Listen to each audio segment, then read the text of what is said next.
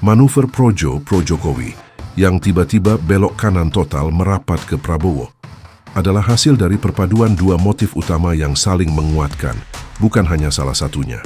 Ini adalah kombinasi antara strategi politik transisional dari Jokowi dan kalkulasi perlindungan hukum pribadi Budi Aris Setiadi.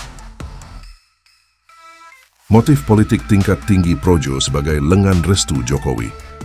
Projo sejak awal kemunculannya adalah organisasi relawan dengan DNA loyalitas yang kuat terhadap figur Joko Widodo. Mereka adalah garda terdepan Jokowi sejak karier Gubernur DKI Jakarta hingga 2 periode menjadi presiden.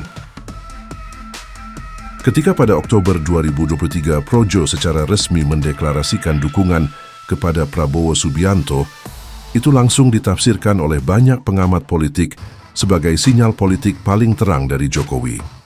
Projo bertindak sebagai perwakilan non-partai Jokowi untuk menunjukkan arah dukungan, tanpa harus membuat pernyataan resmi yang bisa menimbulkan konflik internal di partai asalnya, PDI Perjuangan.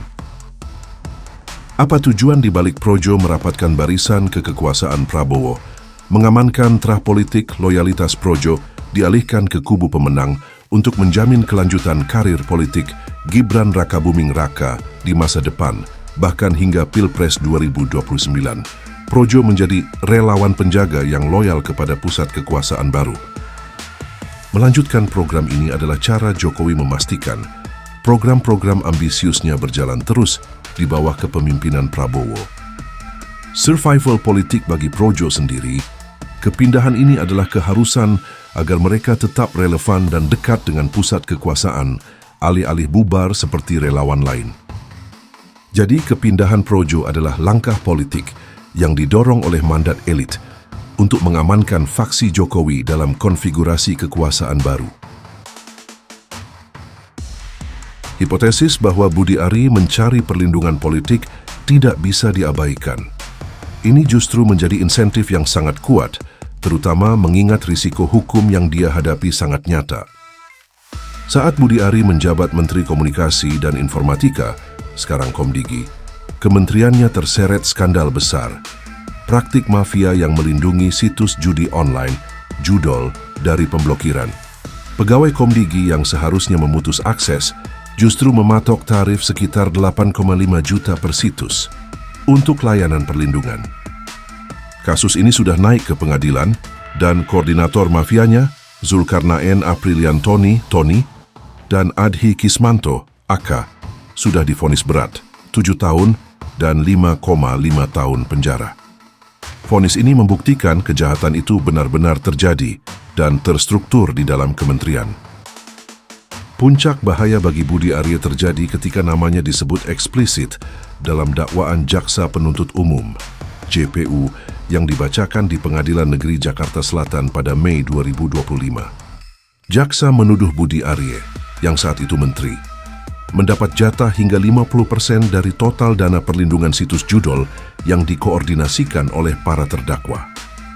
Terdakwa Adhi Kismanto AK sebelumnya dinyatakan tidak lulus seleksi karena tidak punya gelar sarjana, tetapi ia tetap diterima bekerja karena adanya atensi dari saudara Budi Ari Setiadi.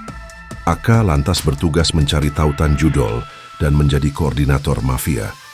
Penunjukan staf tak kompeten di posisi rawan ini jelas menimbulkan kecurigaan motif pengendalian.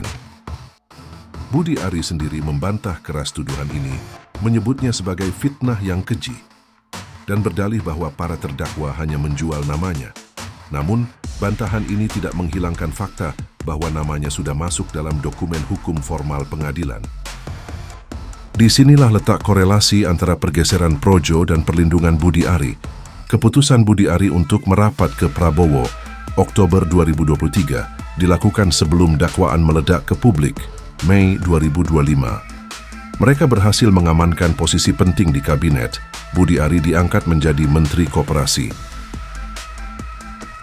Meskipun Kejaksaan Agung Kejagung menyatakan Budi Ari berpeluang dipanggil sebagai saksi, statusnya sebagai menteri aktif memberikan buffer atau perisai politik. Dalam politik praktis, aparat penegak hukum (APH) biasanya sangat berhati-hati dan enggan memproses menteri yang sedang menjabat, terutama jika menteri itu mewakili kelompok kunci dalam koalisi pemenang, yaitu faksi Jokowi.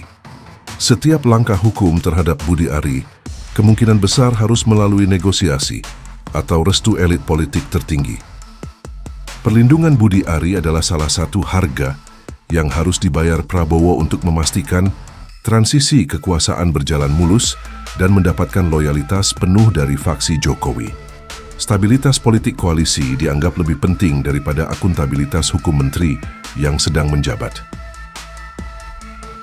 Jadi gerakan total Projo merapat ke Prabowo adalah skenario win-win bagi elit mereka. Ini adalah perintah politik dari Jokowi agar Projo tetap eksis dan programnya berlanjut.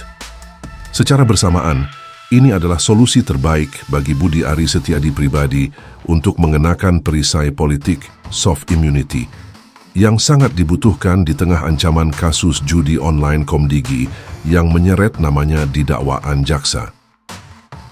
Tanpa perisai kabinet, Budi Ari mungkin akan lebih mudah diseret ke proses hukum. Dengan posisi berada dalam kekuasaan Presiden Prabowo, ia kini memiliki waktu dan leverage politik untuk melawan narasi yang ada. Intinya, Projo merapat ke kekuasaan untuk mengamankan terah politik di satu sisi dan keselamatan hukum personal di sisi lain. Keduanya berjalan beriringan. Yang pasti begini, kami akan mendukung partai yang dipimpin oleh Presiden Prabowo. Tadi Anda mengatakan ditawarkan masuk ke partai. Betul. Nah, apakah itu Gerindra artinya? Iyalah, pasti Gerindra. Nah, bagaimana dengan partai kader-kader lainnya gimana, Pak? Nanti kita tunggu dinamika di Kongres. Apakah ke partai? Yang pasti gini, satu, kita akan memperkuat dan mendukung agenda-agenda politik Presiden Prabowo. Rencana beralihnya saudara Budi Ari Projo ke Gerindra, kita memaknainya dalam dua hal. Yang pertama bahwa Projo dalam hal ini pribadinya Budi Ari ingin mencari perlindungan secara politik dan secara hukum. Karena biar bagaimanapun saat ini Budi Ari statusnya di kepolisian terkait dengan judi online masih panas-panas seperti panas-panas kopi di pagi hari. Karena satu langkah saja Budi Ari pasti tersangka, karena di pengadilan kita sudah mendengar bagaimana dakwaan jaksa juga menyebut nama Budi Ari berkali-kali dan para saksi juga menyebut namanya.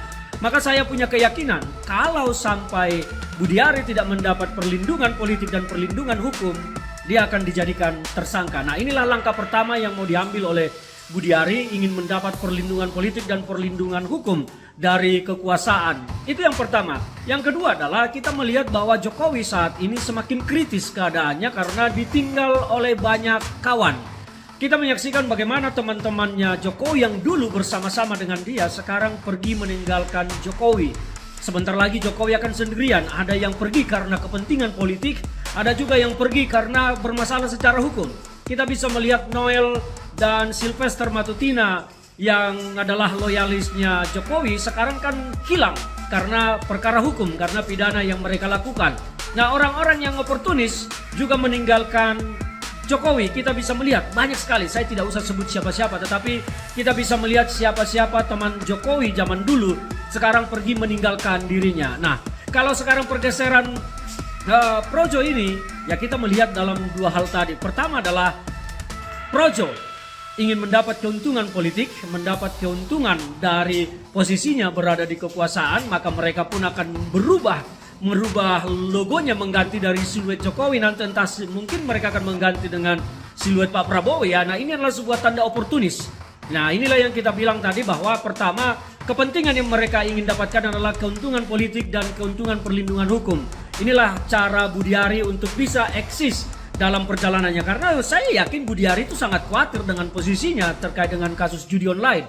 Makanya Budi Ari pun ingin mencari perlindungan hukum dan perlindungan politik. Satu-satunya tempat beliau bisa mendapat perlindungan hukum dan perlindungan politik ya tentu adalah Partai Gerindra, karena Gerindra saat ini adalah partai terbesar. Nah, dua hal tadi, dia ingin mencari keuntungan politik dan keuntungan hukum, dan kedua dampaknya adalah Jokowi semakin sendirian.